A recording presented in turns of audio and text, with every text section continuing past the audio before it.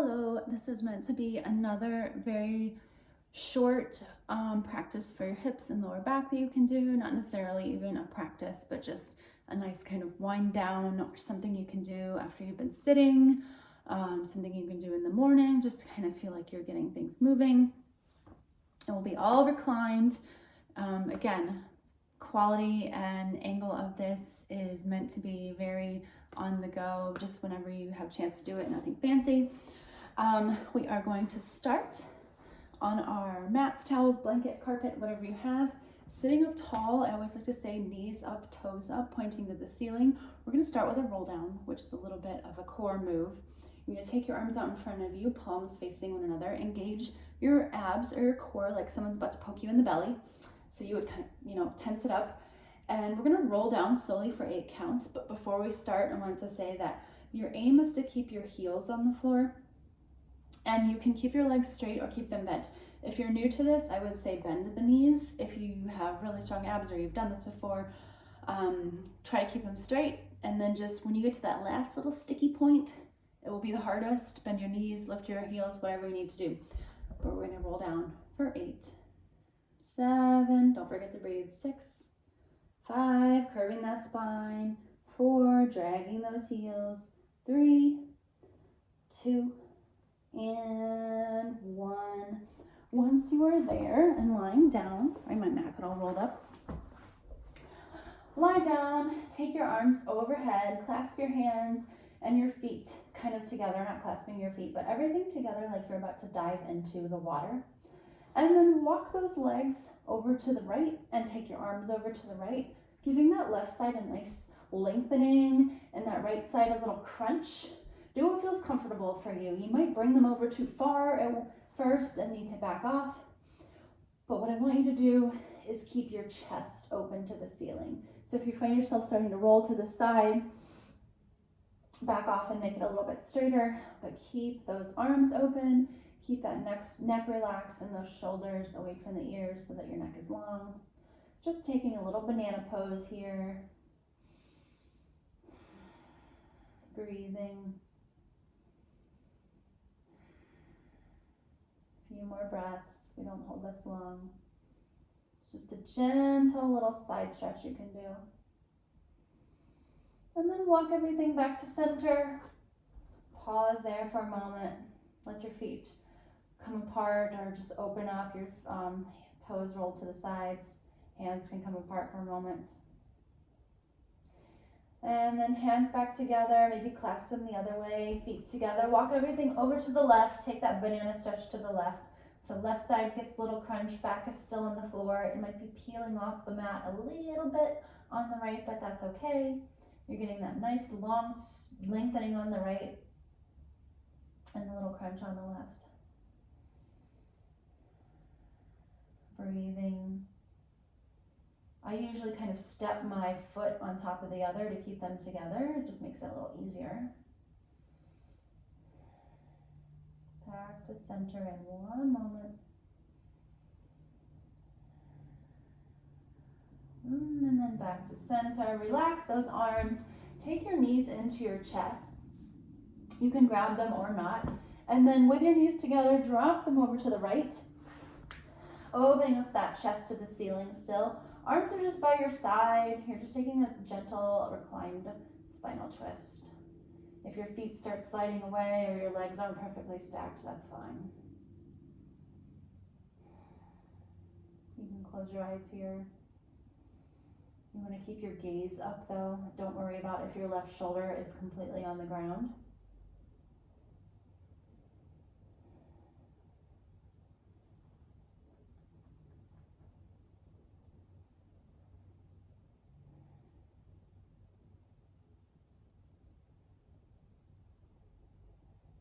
Few more breaths.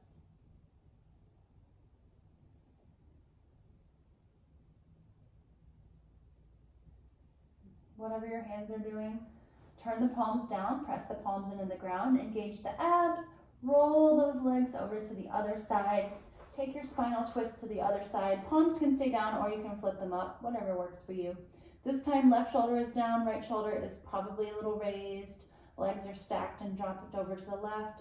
Chest and face are facing the ceiling or the sky if you're outside.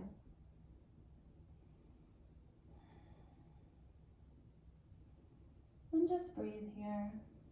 Kind of let that nice reclined spinal twist relax you. Again, as I said on the other side, if your legs start slipping away or sliding, maybe you're in socks, maybe your mat's slippery, or if your legs aren't perfectly stacked, so it's fine.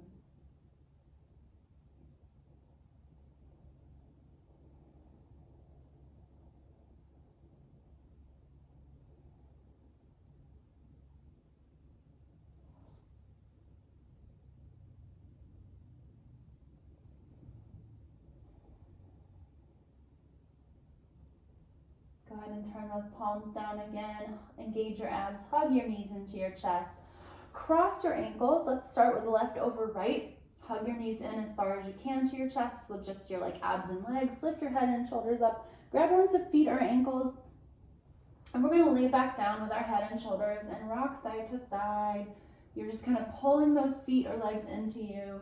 If it's uncomfortable, just release your feet or legs and rock side to side, holding onto your shins or hands on the floor, kind of supporting you.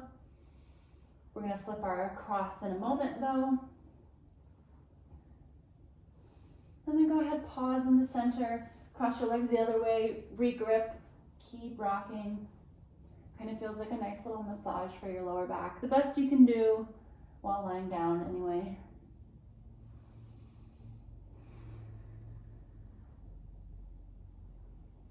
Few more breaths here, few more rocks. Then we're going to transition to a very easy figure four stretch. Go ahead and pause in the center, uncross those legs. Set your feet down so that your knees are pointed up. Your toes are pointed forward, so your feet aren't turned out or turned in. And your ankles are under your knees, so your ankles should not be closer to your butt than your knees are, but they also shouldn't be way out here, just kind of right under. And then once you take your left leg, cross it over your right leg so that your ankle is somewhere kind of right on top of that right shin.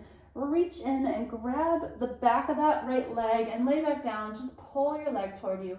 If this doesn't feel like, if you want a little bit more, you can grab the shin and pull it into you. Just keep in mind, we'll do a more intense version of this in a moment.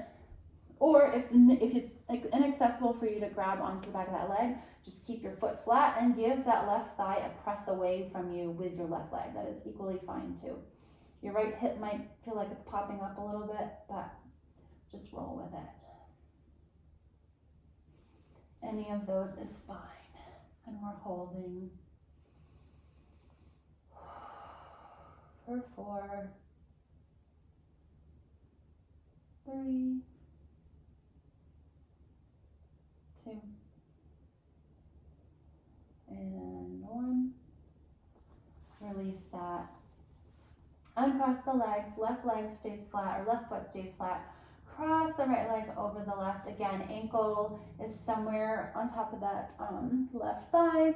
Lift up, grab onto your shin or onto the back of your leg, lay back down, give yourself that figure 4, or gently press on that right thigh, pushing your leg away from you, opening up those hips, or grab the back of the leg. And stay down, keep the neck long, make sure you don't clench that jaw or hunch those shoulders up. This can be an uncomfortable one while you're stretching your hips, so sometimes other parts of the body want to take over in clenching. Just be mindful of that, or notice it. If you feel it, relax it. And just breathe. If things get uncomfortable when you stretch your hips, which they often can for all of us, you can always make your exhales longer than your inhales. You can take a deep inhale for 4, count to 4, and then exhale for 6. It's a pretty good tip for relaxing anything, even if you're feeling just stressed and need to take a moment for yourself. And then slowly relax that, release those legs. We're gonna go on to what kind of I wanna call a double pigeon, which is the more intense version of both of those. So this time, cross your left leg over your right leg above the knee. Bring those legs in toward your chest. Lift your head and shoulders. Grab onto your shins and lay back down and pull those shins toward you. Or grab onto your feet or toes, and pull those to you. The more you pull in those lower down on the legs, the more you might feel your feet come toward your hips, and your knees might start slipping away from each other, but your feet will get closer to your hips and you will feel a more intense stretch. Either way, I think you're probably feeling it as we hold this double pigeon on this side. Just breathe. You're allowed to adjust in this. Try not to roll over to one side.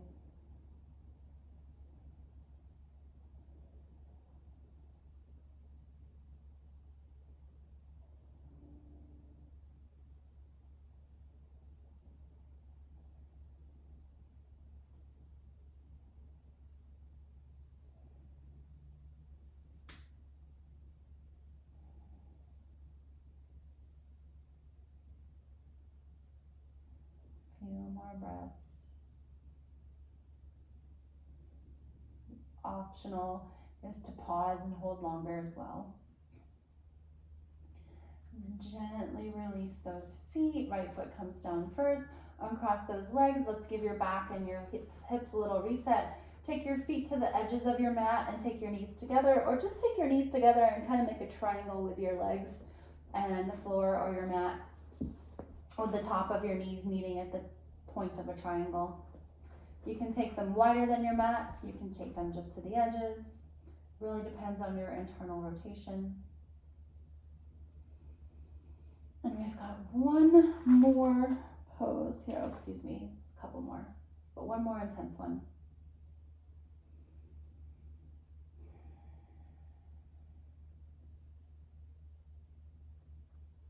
Go ahead and start to walk those feet back.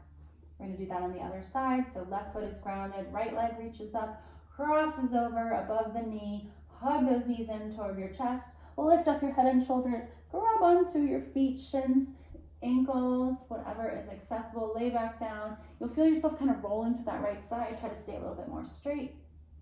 Either way, I'm sure you're feeling it in those outer hips and glutes right now in this double pigeon, like reclined double pigeon. And breathe. Those longer exhales tell your hips it's okay. This is good for them.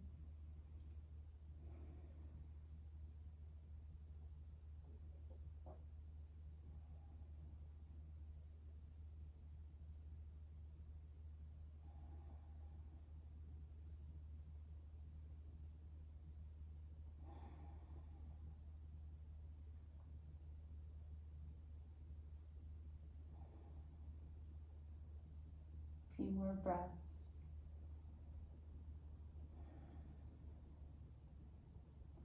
Try to relax those legs if you feel like you're clenching.